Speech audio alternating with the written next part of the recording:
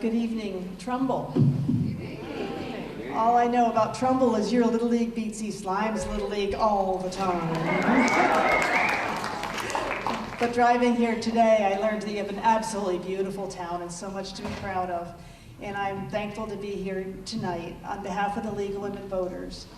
I am from East Lyme. I'm not a constituent of these candidates, which helps me to not be biased. And so I hope that you don't find any bias in this debate tonight.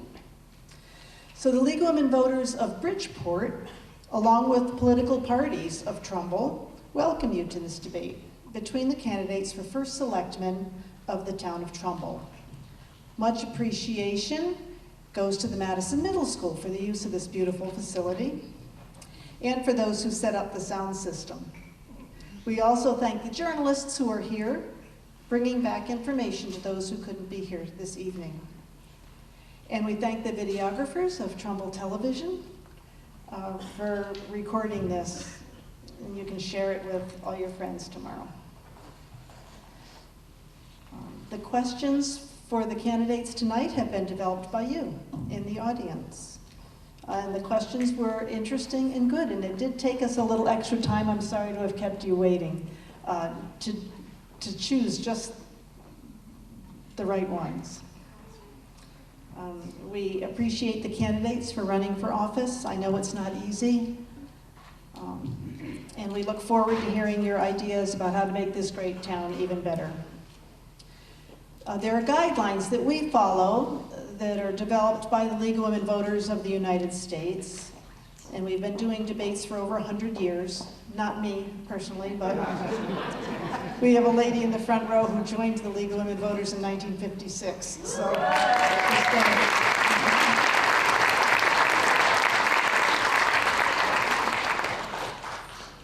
we're proud to have her with us tonight. So each candidate will have equal time to speak throughout the evening. The order of speakers has been determined ahead of time. After opening statements of 2 minutes each, and Ms. Tesoro will be speaking first. No. Yes. And then Mr. Block will speak second. Correct? Thank you. Then the first question will go to Mr. Block. He'll have 2 minutes to respond. Then Ms. Tesoro will have 2 minutes for her part, and then they will each get 30 seconds to address that topic again. So there will be 5 minutes on each question. No, 4? That's 1. 5 minutes on each question. 4 plus 30 seconds, that's 5. 5 minutes on each second, okay. Good thing there's not a math teacher in the house, I hope.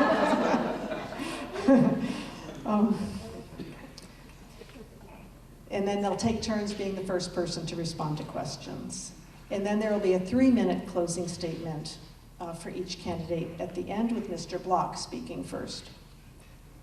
The timers are here at the table. They're members of the League of Women Voters and not residents of this town.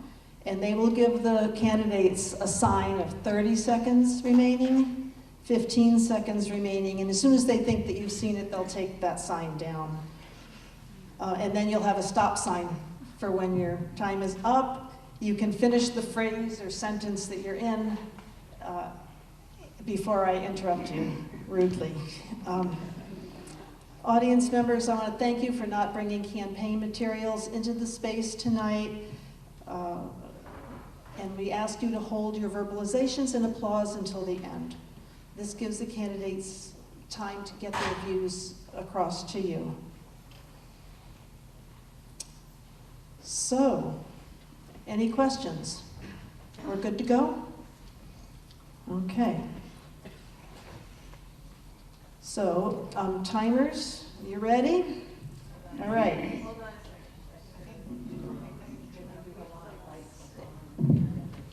Okay.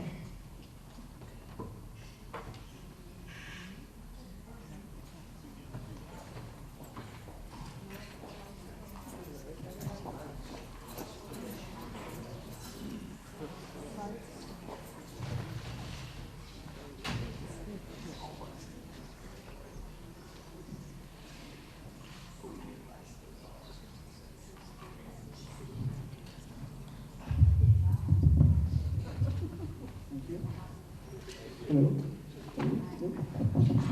Yeah, please test your mics. Make sure they're working all right. 1, 2, 3. 1, 2, 3.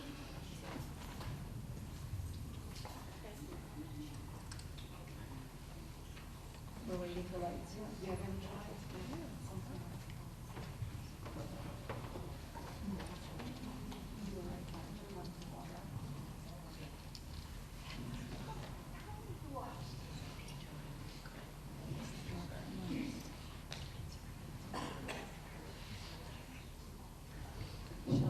Shall I go ahead?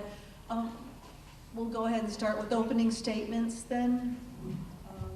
Ms. Tizzolo. Thank you very much. Good evening, everybody, and welcome. I'd like to thank everyone for participating in this event. It has been my honor to serve as first selectman of this great community. My administration has an outstanding record of achievement. Trumbull is a thriving community and a safe community. Realtor.com just recently named Trumbull the 7th hottest zip code in the nation for people looking to buy a home. Our school system is ranked number 6 in the state. In the past 8 years, other than the revaluation year, the average tax increase in Trumbull was 1.9%, well below the rate of inflation. This is a fact. Our spending increases over my 8 years in office have averaged 2.7% per year, well below the rate of inflation. In fact, nearly $8 million less. Independent rating agencies have consistently praised our conservative approach to budgeting and spending, allowing us to maintain our AA+ bond rating. Public safety is always one of my highest priorities. We have invested in initiatives that have kept crime rates low in every category. Over the past 8 years, we've added miles of new sidewalks, improved our crosswalks, added traffic signals in multiple locations to enhance safety. I am pleased to say that the re-signalization of the intersection at Churchill Road and Daniels Farm Road will begin this spring. We have added speed signs, and we are examining adding cameras to address speeding, a problem every town is facing. Our recreation facilities are second to none, with updated outdoor pools, splash pads, parks, facilities, and more. We've had significant commercial and corporate growth over the last 8 years, with more to come. We have put forward a bold new plan for the transformation of the Trumbull Mall. We continue to focus on the redevelopment of Trumbull Center with the property owner. There's more to say. These are real, visible achievements, not vague promises for the future. Achievements that impact every citizen. We are a community of choice, and I humbly ask, seek the opportunity to lead this community for the next 2 years. Thank you, Mr. Soro. Mr. Block, 2 minutes. Thank you. Good evening, and thank you to our moderators, the League of Women Voter Volunteers, and most importantly, for your questions about the future of our town. It's great to see so many of you here tonight who share one thing in common, and that's a deep love for Trumbull. I was born in Trumbull and raised right here. I went to school here, and I remember this auditorium very well. My wife and I raised our family here. What drives me to run is I'm proud of what Trumbull stands for, but I'm also aware that Trumbull can do better. Trumbull deserves leadership that listens, leadership that respects your hard-earned tax dollars, looks ahead instead of reacting, and focuses on serving people, not politics. After 8 years, my opponent has had her chance, but her administration, we've seen higher taxes, a shrinking commercial grand list, and missed opportunities to make Trumbull more affordable, more efficient, and more vibrant. I'm running to change that, to bring balance, discipline, and accountability back to Town Hall, and to build a government that works for you, not around you.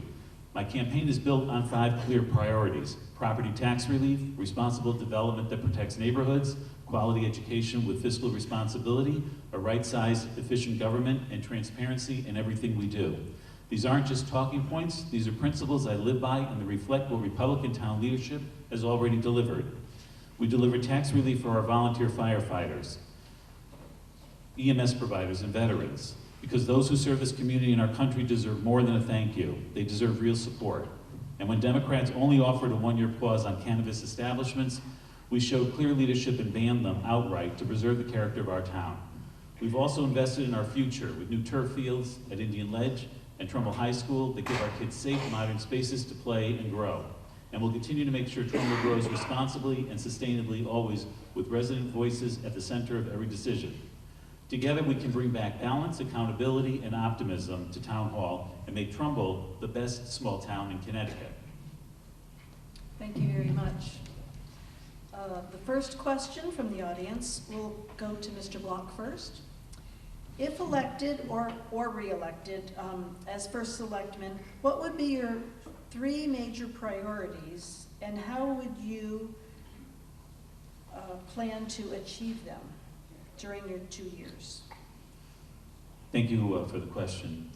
So first, my first priority is tax relief while we preserve the core services here in our community. And that's increasing senior tax relief, supporting our seniors, our veterans, and residents with disabilities, tie property tax relief to income, responsible property management. The other is smart growth through development. We need to preserve Trumbull's suburban character. We seek commercial development that serves residents. I want to be able to provide community-driven planning and insist on responsible property management. The third is really our town budget. Our town budget is not in line with inflation. We need to bring our town spending under control. We need to look at where every dollar is being spent. And we need to reclaim as many dollars as we can. And that means that I am absolutely going to be in favor of, with de-restriction, selling off the Hardy Lane property for single-family residences, dependent on the referendum that's before the voters regarding Priscilla Place. That's a property that will be looked at. The Board of Education property will be looked at. Every town-owned property will be looked at to see whether it is serving the needs of the community and whether it's something that the community needs to hold on to. And if it doesn't, then we're going to take care of it, and we're going to put the money back in the pockets of the taxpayers who paid for those properties in the first place. Thank you, Mr. Block. Mrs. Tesoro, 2 minutes. Thank you. So my priorities over the next 3 years, we've already actually have an 8-year record of great success in this community. We've kept our taxes stable. We will continue to do so. I also would like to obviously continue our great investment in education that has led to our town being number 6 in the state of Connecticut. And we're going to expand and look at expanding senior housing. That's one area that our community has asked for in a recent affordable housing study that was done. I will say that, I like Mr. Block's compliment that we should be the best town in the state of Connecticut. Apparently we're almost the best town in the nation. So I obviously want to keep our taxes stable as we've done for the last 8 years. I will continue to focus on controlled spending. And again, I'm not sure exactly where Mr. Block gets his facts about our spending. I know he put out a mailer that was quite interesting with a big figure on there to scare the people in this community that we were overspending, but forgot to tell people that that spending, the $42 million, was over 8 years. So basically, we have controlled spending. We do that and keep our taxes low, again, by controlling aggressively controlling our spending, looking to have smart development in town, and I always look to more funding from the state and federal government to help our citizens, to help them balance the increase in the taxes by helping getting money from the state and federal government. So again, keep taxes stable, expanding senior housing, promoting and funding education as we've done for 8 years. We have a record of success, a great track record of success in this town. Thank you very much. And Mr. Block, you get an extra 30 seconds on that topic. Thank you. Most importantly, I think that what people should understand is that residents are scared. Mr. Tesoro says that the only thing that my campaign is scaring residents. No, that's actually what residents are telling me, is they're scared. They're scared how they're going to be able to afford the next 2 years because they believe they literally can't afford it under another 2 years of Mrs. Tesoro. Taxes are not stable. If taxes were stable, they would be 1.2%, 1.3%, and 1.4%. They wouldn't be bouncing all over the place between 1.5% and 3%. That's not stable taxes, not at all. Oh, thank you. Ms. Tesoro. Thank you. Well, I disagree with you, Mr. Black. Over the last 8 years, our tax increases have been no more than 1.9% for 8 years, other than the revaluation year. And our spending, again, 2.7% average per year, way under the rate of inflation. I don't hear what you're hearing, Mr. Black. And I've been in office for 8 years. And yes, do I have some people that complain to me about certain things? Certainly, but not to the numbers you are considering, Mr. Black. So again, stable taxes, promoting development, and making sure we get to our fair share of federal and state dollars. Okay, and this next question goes to Mrs. Tesoro first. Do you support the referendum about the senior community center? And if it fails, what is your next best option for moving forward with a new or refurbished senior center that would be in alignment with our charter? Yes, the answer to that first part of that question is I definitely support the senior center. Now I have to make a distinction here so everyone understands. As first selectman of this town, I can't advocate for this project. That's state statute. But as a candidate for first selectman, I can. And I do support the new senior center. It's right in the center of our town. It's right on the bus line. It is designed for seniors, and it will, be a state-of-the-art center, more efficient than the one that we have now on Priscilla Place. That center is 105 years old. It's at the end of its useful life. And no matter what we do, if we do not build this new senior center, we will need to renovate the new center, the center at Priscilla Place for a cost nearly the same as what it will cost to build, which would have built in the new center on the Grace Church property. So again, but what I also support and what I need to express to everyone in this room and everyone who's going to be watching this is that I will say probably 10 years ago, when I first started to run for first selectman, I promised to bring a viable project to this community to allow you, the citizens, to vote on this. That is equally as important to me. It is not my decision. It is not the Board of Finance decision now or the Town Council. Both the Board of Finance and Town Council voted in a bipartisan fashion to approve the bond authorization, and now it's your turn to vote at the municipal election. And I will tell you what I would like to see, and I haven't seen it yet, is what Mr. Block's position on the senior center is. Maybe we'll hear that tonight. When the Republicans voted for this in the Town Council, they voted unanimously to vote for this bond authorization. We have not heard where the Republicans stand on this project. The citizens of this town deserve the right to know where their representatives stand on this project. Okay, thank you. If that's what true leaders do. Thank you.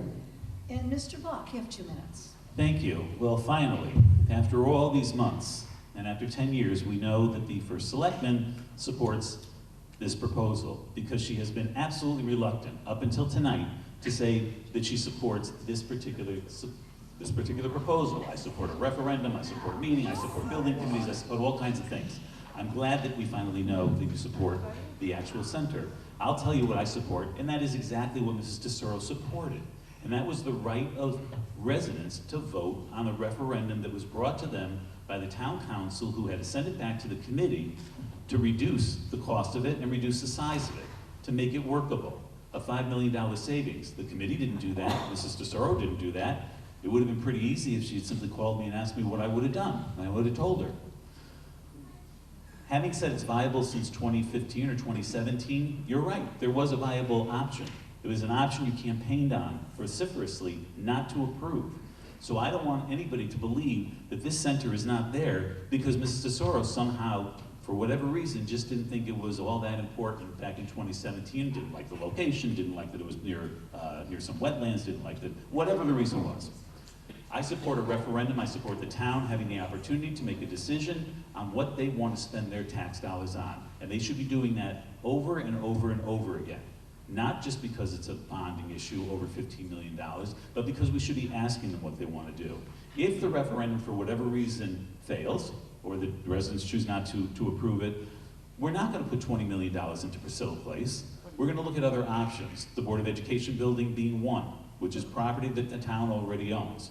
We're going to look at the Graceland Church property, and we're going to see whether, in fact, we can permit a smaller facility on that serves our seniors. One thing our seniors should know, if I'm elected, within 90 days, there will be a proposal in front of the town council for a senior center that our seniors have that they can use and that will serve all of their needs. Simple as that. Thank you. Mr. Sorrow, 30 seconds. Well, Mr. Block, if you had bothered to come to any town meetings, maybe you would know where I stood on this project, because it's quite clear for years how I stood for this project, for a senior center. In fact, this town has been looking at a senior community center for 30 years. And this project will be a senior community center, because we are in desperate need of meeting space, gathering spaces for our community, and as a fiduciary responsibility, we're not going to lock the doors at 3 o'clock in the afternoon and say that our community cannot use this building. And please, get informed. That's all I'm saying. Get informed before you vote. Be educated before you vote. Thank you.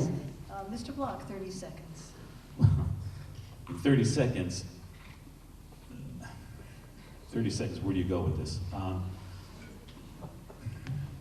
Look, the town will make a decision on this referendum, whether they approve it or not approve it. It's not a matter of going to meetings, it's a matter of common sense. The common sense is, are you able to bond another $40 million, which is what it will cost for this center when all is said and done, or can you repurpose buildings that the town already owns at a fraction of the cost and provide for the seniors the house that they want so that they have a place to go? I believe you can. You don't need to go to meetings for that. In fact, there's been 10 years worth of meetings that have been 10 years too much worth of meetings on this. Thank you very much. I'll watch that election and see how that referendum goes. Okay. So will we, by the way. The next question will go first to Mr. Block, and you'll have 2 minutes. We're going down to the school system now. The Board of Education's 10-year district master plan was very well done and creates both a blueprint and a timeline to update our schools. It has been described as a living document to be updated as we move forward. Our superintendent has acknowledged that the new Hillcrest Middle School creates a gap with a dated Madison Middle School and suggests that Madison should be next. The timeline indicates that the next school should begin 2 or 3 years after the start of Hillcrest. When do you see the town beginning to work on an updated or new Madison Middle School? Well, look, I think that the first thing that is important is that preserving the quality education we have here in Trumbull is job number one. It's to support our students, it's to support our staff and our volunteers. I think that there's a few things that we need to do, and that's to protect the classroom quality, conduct regular performance audits, ensure long-term affordability, and that goes to whether or not we can afford additional buildings at this point, and to encourage greater collaboration between the Board of Education and the town itself. As for Madison rebuild and the master plan, I think more importantly what we have to look at is what is the bonding, what is the total bonding that this town is going to be able to withstand? What are the rating agencies going to be unconcerned with? With $140 million in bonding currently on the books, with the potential of what would be another $27 million, which becomes $40 million when all is said and done for a center on the books, with $120 million for Hillcrest on the books. When you're talking, and that is not even a discussion about what the WPCA is going to cost this town with the contract that we have with Bridgeport, which could be upwards of $200 million. Those are the facts. Simple as that. And the facts matter, then those are the facts. So if we're talking about bonding upwards of over $500 million, someone's going to have to convince me that we're going to be able to actually pay for it. That we're going to be able to pay for it without increasing taxes to the point where people go running from Trumbull faster than they can sell their houses, because it will simply become unaffordable to live here. You can't do it any other way. So in terms of the master plan, as you said, it's a roadmap. I think we look at roadmaps, and sometimes the roads have to be diverted, and sometimes you come back to them. We'll have to see what happens. Okay, and Ms. Tesoro, 2 minutes for you. Thank you very much. Let's remember that last November there was another referendum on the ballot for Hillcrest Middle School. And this town overwhelmingly voted for that project. And that we provided the same information the town did for that project as we did for the senior community center. So this decision, if the next school is Madison Middle School, of course it'll be over $15 million. So it will be up to the people again to decide whether there will be the next project. This is, I'm not sure you attended any of the master plan meetings. I attended mostly all of them. Was a part of those meetings with the Board of Education. And I actually suggested, because Booth Hill School was going to be the next school up for renovation. And I said, well, you really should look at Madison Middle School, because we should have equality in our town. If you're going to do Hillcrest, and all of the students and the families of that area of town will have a brand new school and a different type of an education experience, well, it would only be fair that the next school should be Madison, that should be renovated. But again, that will not be my decision. And one of the reasons why Hillcrest, I think, was overwhelmingly approved was the fact that there's a 44% reimbursement for Hillcrest. And if you'll remember, I advocated with Representative Sarah Kitt with the state legislature to get that construction reimbursement from the state. Normally it's only a 25% reimbursement. Because it's up to 44%, we've saved the town people, the taxpayers and the businesses who pay taxes in this town, $28 million by getting that construction amount for Hillcrest. There is no guarantee that will happen again. That's a one-year construction reimbursement rate, and as I said, when it comes time, if Madison is the next school, and that's a big if, because it is a lot of money, and I am sensitive, just like everyone else is, to taxes in this town. Thank you. I live here too. Thank you. And Mr. Block, 30 seconds. Sensitive? Sensitive to taxes? Yeah, absolutely. On the residents in town? I sure haven't seen it. All I've seen is an increase in tax, an increase in tax, an increase in tax for 8 years, over and over and over again, while I've watched a commercial brand list decrease and decrease and decrease. From the time you took office, when it was nearly 15%, down to 10%. So I'd like to know where that money's going to come from, number one. When you go back to talking about town spending, and this is what we would be talking about, you came into office with about $170 million budget. We're now at over $211 million, creeping its way up very carefully, very quickly. The idea that you are the only first selectman that would have been able to work with a state representative to get funding for Trumbull is insulting to anybody else who might have been in the office, and is insulting, quite frankly, to the state representatives as well. It's simply not the truth. Oh, okay, thank you. I can give you an extra 15 seconds if you'd like on that. Give her 30 seconds. I don't know where to start. First of all, I work with all of our state representatives in our delegation, Mr. Block. I have for 8 years. And we have made substantial changes, and we have gotten substantial grant money because of my relationships with our state reps. Again, you have to talk about the facts, Mr. Block. Our budget has gone up $42 million. 66% of that, $28 million, was for education, Mr. Block. So why don't you tell the taxpayers and the residents of the town, what exactly are you going to cut to save taxes? Are you going to cut education? Because if I was a parent, I still am a parent, but if I had kids in the school system, I'd be really concerned that that's where you're going. Are you going to cut public safety? Are you going to cut recreation programs? Are you going to cut senior programs? Please tell us how you're going to save taxes. And taxes have not gone up the way you have said, Mr. Block. I'll tell you exactly. Not under my watch. I'm going to keep you on this topic. I'm not done. I will tell you exactly. Yeah, I think, oh, wait. No, I have another question on the same topic, so I'm going to give you more time. All right, go ahead. Okay? Okay, so the question will first go to Ms. Tesoro. And it is, everyone wants stable town finances and taxes. How do you propose keeping our finances sound while maintaining key things like schools and public safety? 2 minutes. Well, despite what Mr. Block has just said, I've done that for 8 years. We have a track record of success. Again, over 8 years, the average tax increase in this town has been under 2%, way under the rate of inflation. And again, our spending, 2.7% per year, way under the rate of inflation. I think Mr. Block forgot about that word inflation. I don't get it. You know, $8 million, $8 to $12 million actually under inflation for spending, Mr. Block. And we aggressively control spending in this town. We look to promote development in this town. And again, I have achieved, and I do have a record of success, which I've already talked about, with getting more money from the state and federal government to help our taxpayers mitigate tax increases. So again, a 1.9% under the inflation. You know, everyone in this town understands expenses.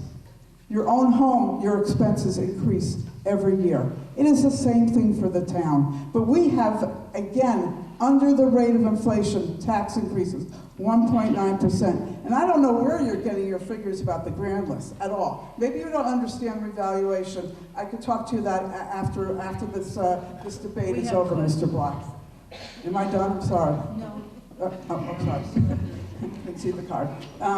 Our grand list has grown every single year, Mr. Block, every year. So show me the figures, please. Show me the proof. Show this town the evidence where you make comments that our grand list has fallen. It has not. In fact, we had to make up $120 million hole, Mr. Block, because the previous administration overvalued properties. The Trumbull Mall and the Digital Data Center, two of the biggest tax appeals in the state of Connecticut.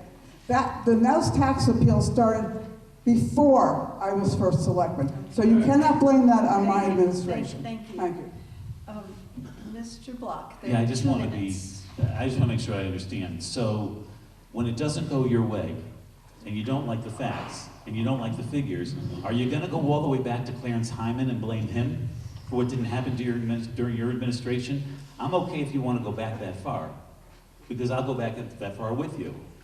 So my facts come from the town. The bottom line is, under your administration, in 8 years, the grand list has declined. It has not increased. Declined. These are not my numbers, these are your numbers. Town spending, your numbers, not mine, have increased. I didn't come up with those, I didn't make them up.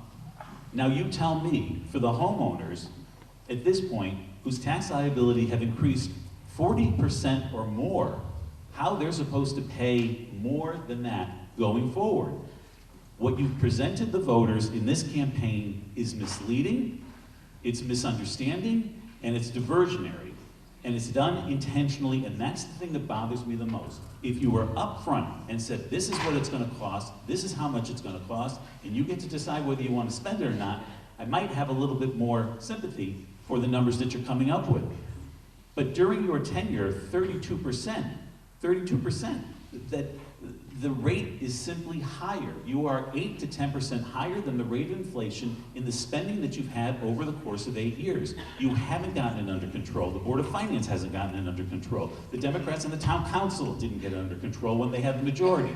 That's right, and while they're in the audience snickering, you ought to understand that you have a responsibility to the residents of this town, not just the ones that you like and not just the ones that vote for you. And that's for everybody. And that's exactly what residents are going to get from me. I don't care whether you have an R after your name, a U after your name, or you're not registered to vote at all. You're going to get sound, fiscally stable, responsible government from Republicans in the Town Council, from Republicans when we take the Board of Finance, and from the First Selectman's office too, because that's what the town deserves. And it's about time that we were upfront and honest with people, because I haven't seen it. Thank you. And Mr. Sorrow, you have 30 seconds? Well, maybe you should open your eyes so you can see better.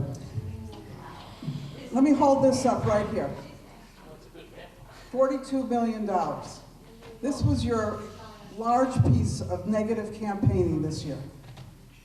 Something very similar that was used 2 years ago, and we refuted this as well, and guess what? The voters believed us because they reelected us again. I don't like talking about myself, that's not who I am, but really, Mr. Block, I don't know if there's been a more transparent administration in this town other than mine. This is not transparency. Thank you very much. Okay, the next question goes to Mr. Block for 2 minutes. A little different topic. What is your vision for the mall? In your opinion, what would you like to do or see done?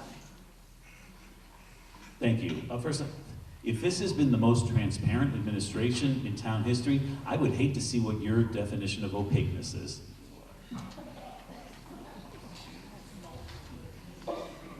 So we've seen a lot of glossy studies. We've seen probably about $300,000, $350,000, whatever the figure is, doesn't matter. $2.25 million, whatever you want to come up with, that was paid for to an outside consultant to come up with a 40, 45-page study that'll end up sitting on a shelf somewhere, because there is absolutely no developer that is going to come into Trumbull and is going to work with a town on what they may want on land that they buy, nearly 80 acres. Now, I do give the town credit for taking a look at it, but I think that you've misled the voters during this campaign to believe that you have the answers for that property, because you don't. You absolutely have no answers for the property because you can't, because you're not buying it. So those who don't know, the mall property is owned by a company that went into receivership. That receivership is now being worked out in courts and whatever it is that's gonna happen. But anybody that talks to a developer and says, what do you do with 80 acres when a town wants to do X, Y, Z? They said, we don't care what the town wants to do. We're gonna buy the land and we already have a plan of what we're gonna do with it. And maybe we'll come and talk to the town afterwards, because we have to talk to planning and zoning. But the mall property, in my opinion, needs to be used for modern commercial and community as a hub. That's what the eventual buyer is gonna wanna do and partner with the town in doing. The idea that it's going to be some kind of walkable, livable community on 80 acres, while the town may like that idea, and quite frankly, you may like the idea, and I can't say that I don't like the idea. I like the idea, it's just not a realistic idea. It's just not real, it's not what's gonna happen. So unless you've been talking and not being transparent with the residents of this community in what that property is gonna turn into, then I think we have to look and see that it's open. It's open to what a developer says they're going to put on that land that's approved by the planning and zoning of this community. Thank you. And Ms. Tesoro, 2 minutes. Thank you. So that was a lot, Mr. Block. But anyways, so we have a study that was completed over the last couple of years. And I will tell you, I've been in this town for many, many years, 34 years. And this study that we did, we had the most communication, cooperation with our town. I don't know how many people here went to the meetings for this study, but between businesses, community members, this was a monumental job that was done, actually spirited by our economic and community developer, Rena Bacalar. We finished the first phase of the study in February, and the study shows that there is an additional potential for $1 million of square feet of commercial development on this site, which could lead to $10 million in new tax revenue over time. Now listen, I don't have a crystal ball, but we did what we needed to do to inform developers who we have received many, many phone calls now from people who are interested in developing this mall. 80 acres right on the Merritt Parkway. This is a challenge for this community, but it is also a great opportunity not only for our community, but for this region. Remember, please, that the Trumbull Mall is our biggest taxpayer and biggest employer in this region. All of us should be encouraging development here, supporting the mall as it stands now, because if the mall does not exist, you can imagine what that means to this community. $1.1 million of potential land to be infilled, $10 million of potential revenue. It's in receivership now, and there's Centennial, the company that owns the Milford Mall, is now the manager of the mall. And they have told us that they've never seen a town so proactive to protect their assets as we have been with the Trumbull Mall. Thank you. And 30 seconds, Mr. Bull? Thank you. And yet Centennial has not made an offer to buy the property, nor has the company that purchased it as a receivership is known to buy distressed malls and to sell them off. That's the reality. When we talk about facts mattering, that's the fact. And I think we really need to be up front with the residents of the community that it's about those facts. You know, developers talk with you. Funny thing in campaigns is developers will talk to anybody. They'll talk to anybody who's running for office. So they've talked to me as well. And a distressed retail site like the one we have that's nearly 80 acres, those developers will come with their own plans, their own partners, their own financing, and as one developer said to me when I asked him, what do you do with the plan and the study that the town did? He said, we put it on a shelf and we never look at it again. Thank you. Mr. Well, listen, I'm not going to make a comment that you put that study on the shelf is ridiculous. We presented that study to the Bridgeport Regional Business Council a couple of weeks ago, and they were just amazed with the study and what can happen for the town of Trumbull. If you go anywhere in this country and take a road trip, Mr. Block, you'll see many of the types of these types of developments in most communities, actually. We're lucky enough to have a mall in Trumbull. I want to save that mall and protect our taxpayers. Thank you. Okay, Mr. Searle, you get the next question for 2 minutes. What is your plan to address road infrastructure, paving, and walkability in town? Thank you for that question. Well, I think that most people who take a walk in Trumbull or drive around Trumbull can see over the last number of years that we have made major improvements to our infrastructure in this community. We strive for walkability. We've added miles of sidewalks here. We've added several traffic signals to enhance safety for pedestrians and vehicles. And, you know, again, our infrastructure improvements have been, I think, remarkable. Could you just read the first part of that question again for me? Sure. What is your plan to address road paving and walkability in town? How could I forget road paving? So, we have a very, I think, sophisticated plan for road paving under the guidance of our marvelous Public Works Director, George Estrada. So we pave about $5 million worth of roads every year and another $1.5 million of drainage every year to prepare those roads for paving. Because if you don't do that part where you do the drainage work, you can't sustain the roads.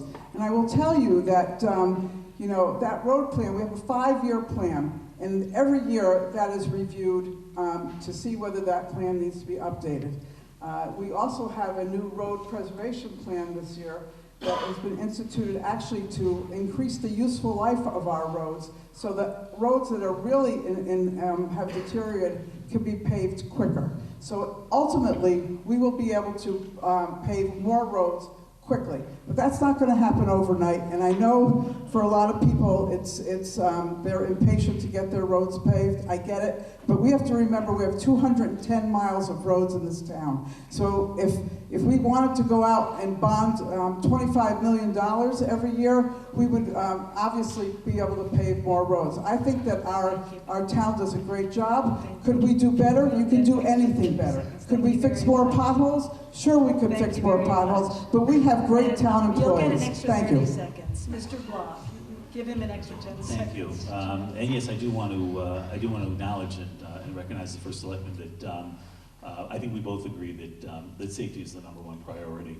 that any first selectman has, and the lights that we have that have been both on Whitney and both on Daniels Farm go a long way towards aiding in the public safety.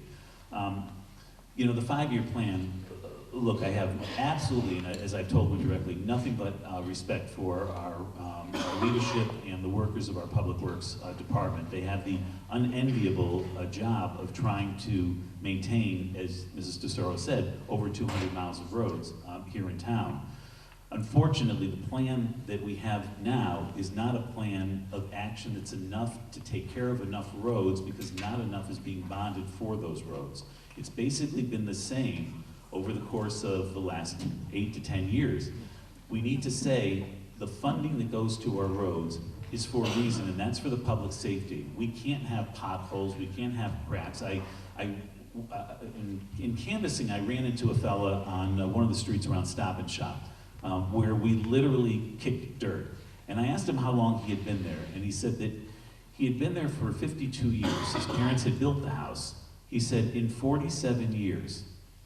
So this transcends administrations. I'm not pointing fingers in this case at anybody. 47 years, he said, not a thing has been touched on the road. You can't walk the road without chunks of pavement coming up. So what I said I'm going to do is, with the Director of Public Works, we're going to get in a truck and we're going to go around town. And we are going to hit all 210 miles of roads. And we're going to make a list the old-fashioned way.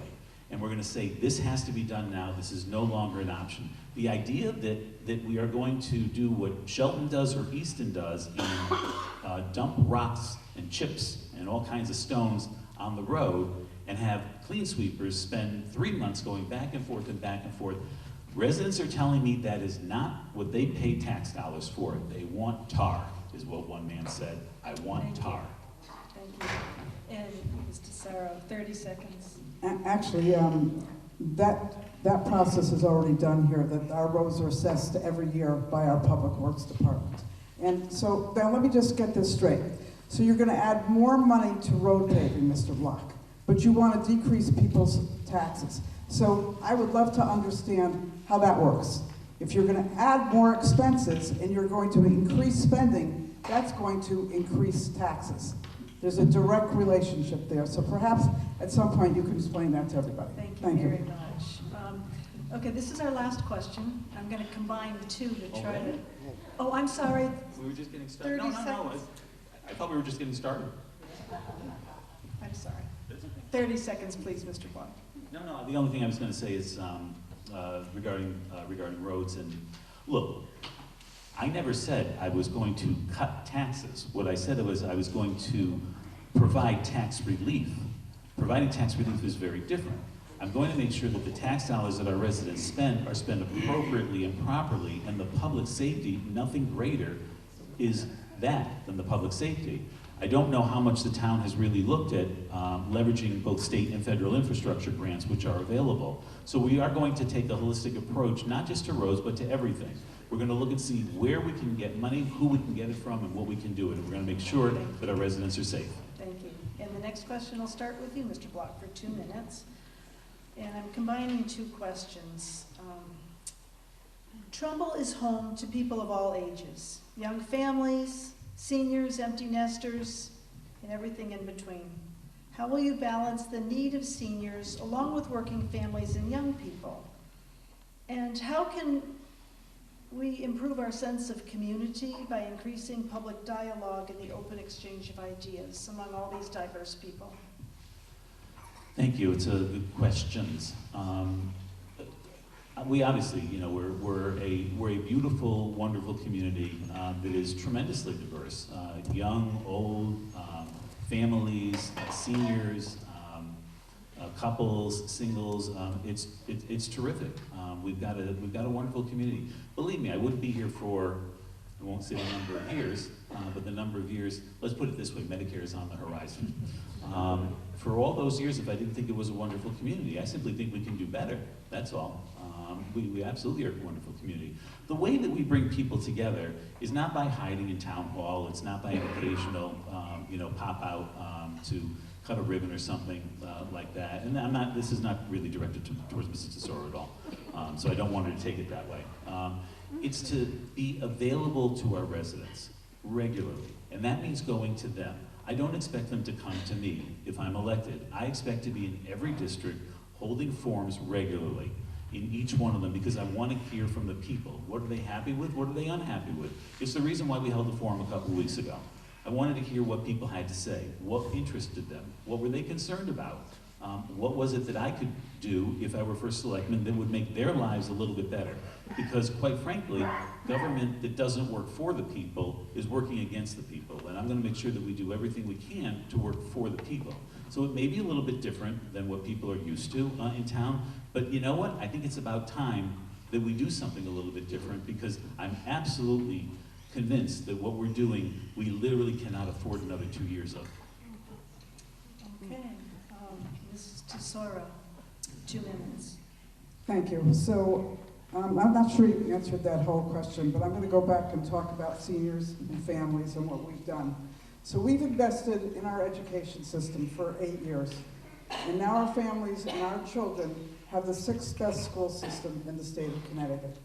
We've invested in our parks and our recreation facilities that benefit everybody.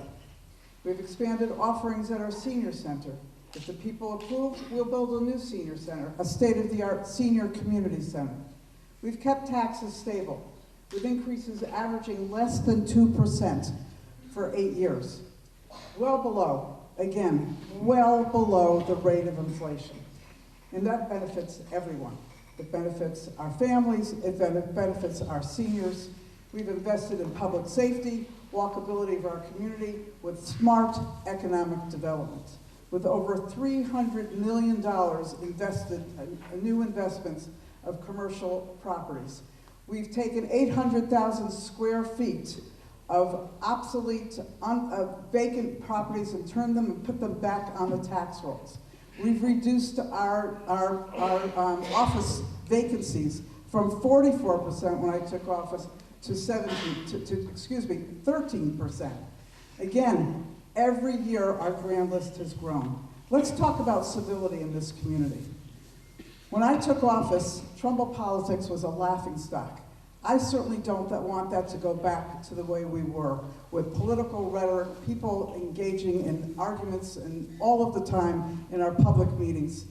That has changed over the last 8 years. Trumbull is a great community, as I said, and our politics has changed as well. And actually, I will tell you, Mr. Block, most of the business that we do in our community and our town council and our board of finance are unanimous votes. We rarely get into confrontational issues. Sometimes we disagree, but most of the times we have brought Trumbull back to a community of people who respect one another. Thank you. Mr. Block, 30 seconds. Sure. So Mrs. Tesoro there talked about wanting civility, wanting greater civility.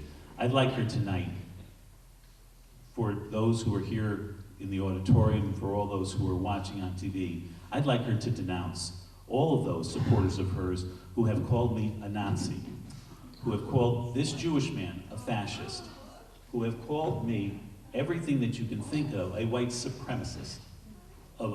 It makes no sense. So civility works both ways. It's a two-way street. It doesn't work when one side decides they're going to put a roadblock up on the other side. So I'd like to hear her denounce that, because that's the start of civility as far as I'm concerned. When we start to have conversations and discussions that are respectful to one another. Thank you. Mr. Sorrow, 30 seconds. Well, obviously, I'm sorry if anyone called you that, Mr. Block. But I certainly would never do that. And let's remember that civility starts with us. There's lots of people who are not civil anymore everywhere. We can't control that, unfortunately. I wish I could. The first thing I would do, if I had the opportunity, is I'd sign an executive order to get rid of social media everywhere.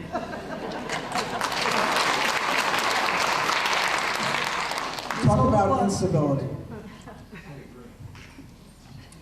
Okay. Whew.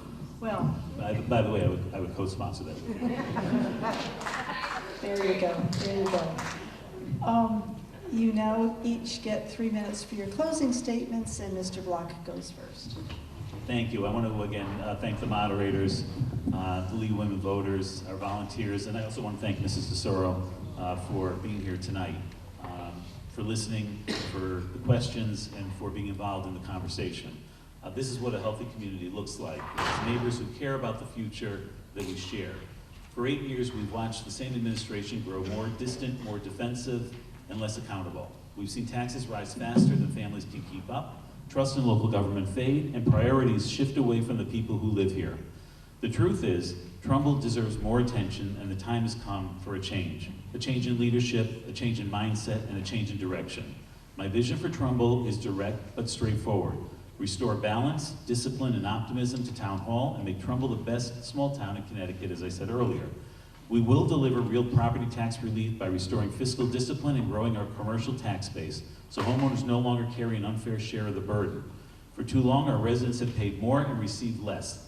That ends with a government that treats every tax dollar as if it came out of their own pocket. We'll support responsible growth and development that fits Trumbull's character, not the kind that overwhelms our neighbors. We'll protect our small town charm and open spaces while encouraging smart business investment that straightens our economy and lightens the load on taxpayers. We'll ensure quality education with fiscal responsibility because strong schools, as we all know, are the heart of a strong community. Our students and teachers deserve the tools to succeed. Our taxpayers deserve confidence that every dollar spent is a dollar well used. We can and we will do both. We'll right-size government, bringing efficiency, respect, and transparency back to Town Hall. No more excuses, no more spin, just clear communication, professional management, and accountability from the top down. And above all, we'll restore trust in every decision, every budget, and every administrative action. Because good government doesn't hide behind bureaucracy. It listens, it explains, and it serves the people it represents. I'm running because I believe in our town, in its people, its potential, and its promise. Together we can strengthen Trumbull, ease the burden on families, and restore trust in Town Hall. So tonight, even as this debate comes to a close, I want you to know something important. My campaign isn't about closing statements. It's about open conversations. And that's why I won't be leaving this auditorium tonight when the camera stops recording. I'll be right here after the debate, ready to talk with you, just as I was a couple of weeks ago, for as long as you'd like, about whatever you'd like, as long as they keep the lights on. And that's because the conversation doesn't end just because there's a closing statement. In fact, the conversation really is just beginning. Thank you very much.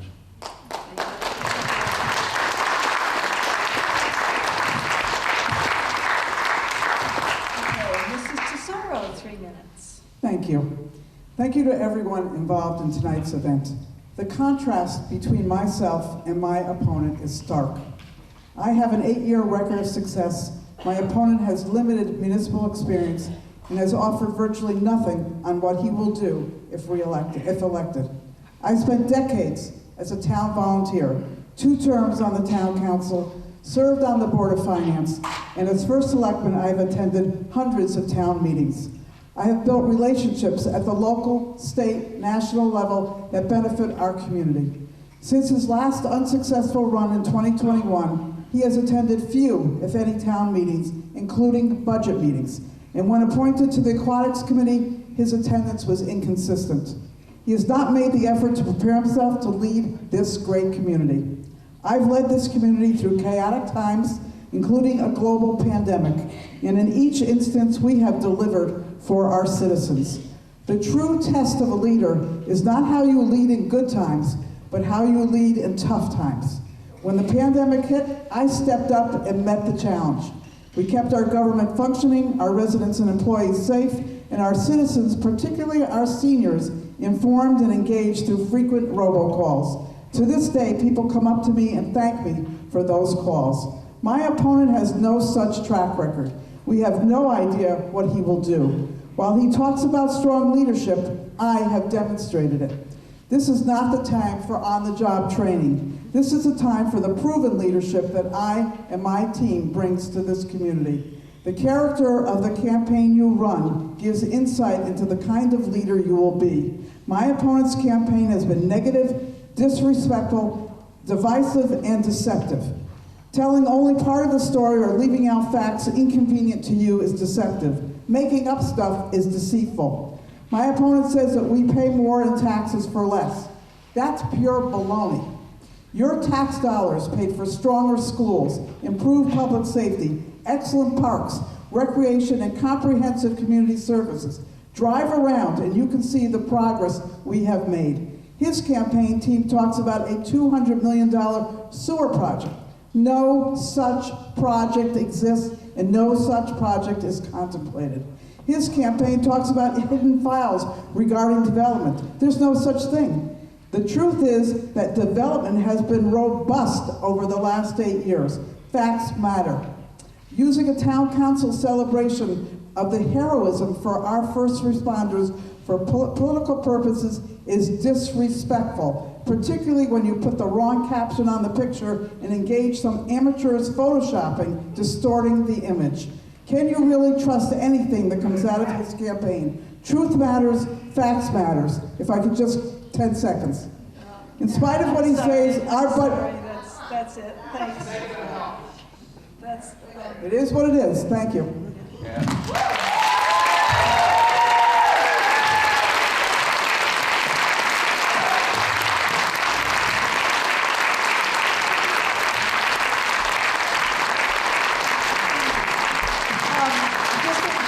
A short word before you go.